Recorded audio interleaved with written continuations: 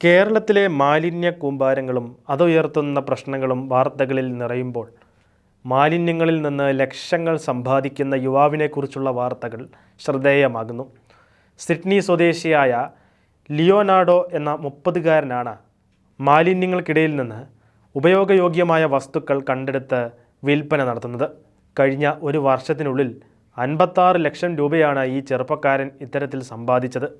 50ഓളം ടെലിവിഷനുകൾ, 30 fridge, 20-ൽ പരം washing മെഷീനുകൾ, 50 ലാപ്ടോപ്പുകൾ, 50ഓളം വാക്യൂം ക്ലീനറുകൾ തുടങ്ങിയവയാണ് ഇക്കാലയളവിൽ ലിയോനാർഡോ മാലിന്യ കൂമ്പാരത്തിൽ നിന്ന് ശേഖരിച്ചത്. ഉപയോഗശൂന്യമെന്ന് കരുതി ഒരാൾ ഉപേക്ഷിക്കുന്ന വസ്തുക്കൾ മറ്റൊരാളുടെ ജീവിതം മാറ്റിമറിച്ചേക്കാമെന്ന വാക്കുകൾ ഈ ചെറുപ്പക്കാരൻ്റെ ജീവിതത്തിൽ അക്ഷരം പ്രതി സംഭവിച്ചിരിക്കുകയാണ്. ദിവസവും പ്രഭാത ഭക്ഷണശേഷം ലിയോനാർഡോ തൻ്റെ സൈക്കിളോ കാറോ എടുത്ത് തെരുവിലേക്കിറങ്ങും. പിന്നീട് പലയിടങ്ങളിലായി കാണുന്ന വേസ്റ്റ് കൂനകളെല്ലാം പരതും.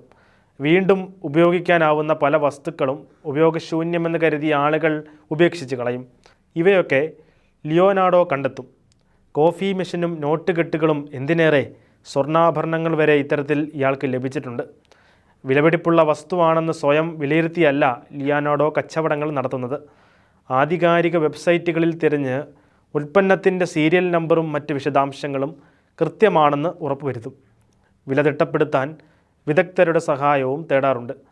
താമസ സ്ഥലത്തിൻ്റെ വാടകയും ഭക്ഷണത്തിനുള്ള ചെലവുമെല്ലാം ഇങ്ങനെ ലഭിക്കുന്ന പണത്തിൽ നിന്നാണ് ലിയോനാർഡോ കണ്ടെത്തുന്നത്. ഏതായാലും ആളുകളുടെ യൂസ് ആൻഡ് ത്രോ സംസ്കാരത്തിൻ്റെ മറ്റൊരു മുഖമാണ് ഇത്തരം സംഭവങ്ങളിലൂടെ വെളിച്ചത്ത് വരുന്നത്.